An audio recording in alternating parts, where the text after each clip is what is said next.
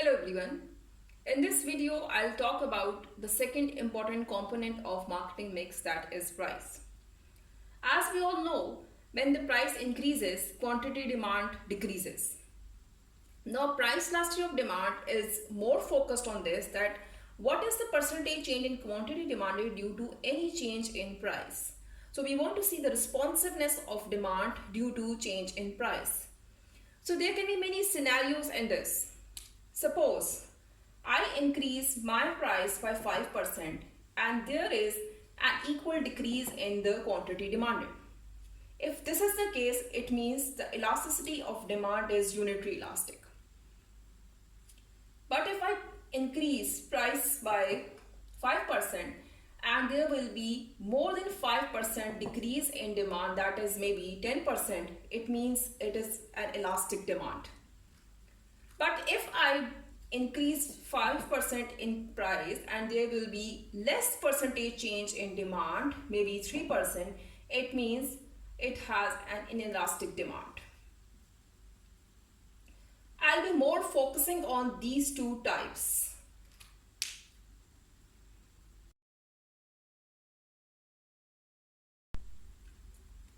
So let's discuss the first scenario. That is when you have elastic demand. You can see the shape of the demand curve that is flatter, which means with any change in price, there will be a major impact on demand. So if I am decreasing my price with a smaller percentage, there will be a greater change in the demand. So in this case, producers will be very much concerned about this, that they should not increase the price. Why? Because if they increase the price, there will be a lot of people switching to other options and they will stop buying your product. So it will be a great loss for the producer. So they have to be very careful while charging the price or while changing the price. So let's discuss the next scenario, that is inelastic demand. And you can see the shape of the demand curve that is steeper, which means a major change in price will have a minor impact on the demand, which means producers will have to be very careful while changing the price. If they increase the price, that is the best option because there will be only few people switching to other options. So producers can gain a lot of revenue from increasing the price.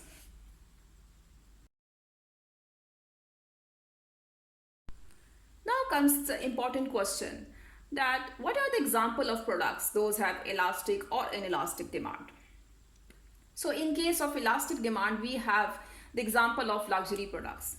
You must be familiar with this. A lot of times the producers of the luxury products, those are not necessities, they reduce their prices to give boost to their sales. And that is one of the reasons, because they know it, when they reduce their prices, customers will be more attracted to buy those products because maybe they are now affordable for the customers. And for the inelastic demand, we have necessities. Now the producers of the necessities products, they know it that customers will have to buy these products no matter what the price is. So sometimes they gain revenue by increasing the prices.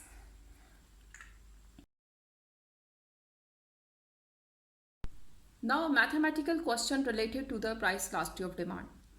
So what happens that sometimes examiners give you question related to the calculation of elasticity of demand by giving you information related to price and quantity demanded.